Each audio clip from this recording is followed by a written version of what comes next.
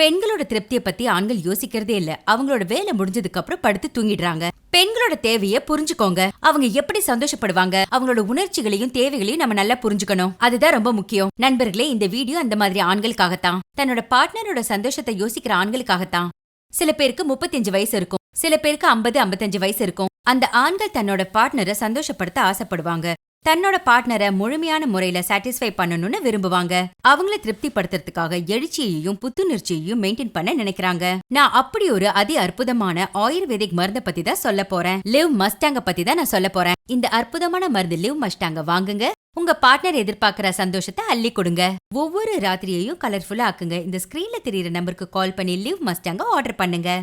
நான் காலையில் ஒரு 5 மணிக்கு எந்திரிச்சிருவேன். காலையில் 5 மணிக்கு எந்திரிச்சு வீட்டில் உள்ள எல்லா வேலையும் முடிச்சுட்டு மறுபடியும் நான் ஆஃபீஸ்க்கு டியூட்டிக்கு வந்துடுறேன். டியூட்டிக்கு வந்துட்டு வேலையை முடிச்சுட்டு மறுபடியும் சாயங்காலம் வீட்டுக்கு போகிறேன். வீட்டுக்கு போயிட்டு சாப்பிட்டுட்டு படுப்போம் முறையில் வீட்டில் என்னாங்க, வீட்டில் பிரச்சனை, பக்கத்தில் படுத்தா வீட்டுக்காரி படுக்க வேணான்றான்.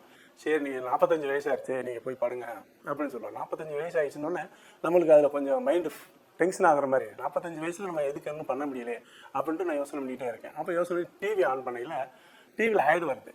என்ன ஆட் வருதுன்னு பார்க்கல, இந்த மாதிரி இந்த வீக்னஸாக இருக்கவங்க இந்த லீமஸ்தான் கேப்சூல் வந்து யூஸ் பண்ணுங்க அப்படின்னு சொல்லி காமிக்கிறாங்க. 3வது நாள் என்ன ஆகுதுன்னா, உடம்புல வந்து டக்குன்னு உடம்பு வேர்க்க ஆரம்பிச்சிருது, ஹீட் ஆகிடுது. என்னடா ஹீட்டானு இப்படி தண்ணி பார்த்தா தனித்தனியாக வருது. அப்போ எனக்கு வந்துட்டு பலம் வர ஆரம்பிச்சிடும். ஒரு குதிரையுடைய பலம் எப்படி இருக்கும் அந்த பலம் வர ஆரம்பிச்சிடுது. ரொம்ப ஆக்டிவிட்டாக நடக்க ஆரம்பிச்சிடுறேன். அந்த சோர்வுன்றது எல்லாம் போயிடுது. கை கால் சோர்வு, மேலுகால் சோர்வு அதெல்லாம் இல்லை.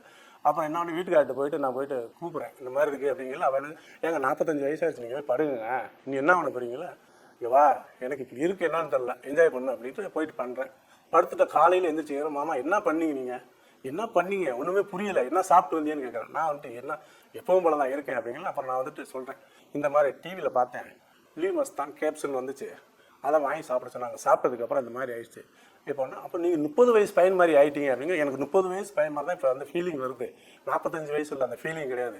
35 வயசு 30 வயசு ஃபீலிங் தான் வருது அப்படின்னு. சரிங்க, இதே தொடர்ந்து சாப்பிடுங்க, நல்லா இருந்துச்சுன்னா சொன்னால் இப்போ நான் நல்லா சாப்பிட்டுக்கிட்டு இருக்கேன், நல்லா இருக்குது. அது கம்பெனியோட நேம் பேர் இருந்ததுன்னா சத்கர்த்தான்றது நல்ல கம்பெனி. சைடு எஃபெக்ட் எதுவுமே கிடையாது. வாங்கி சாப்பிடுங்க, சாப்பிட்றவங்களுக்கு பலன் அடைங்க. 30 வயசு 45 வயசு கிடையாது, 30 வயசுக்குள்ளே ஃபீலிங் வரும். 45 வயசு ஆயிடுச்சு அப்படின்னு நினச்சோம்னா கிடையாது, 30 வயசு தான் ஆகும்.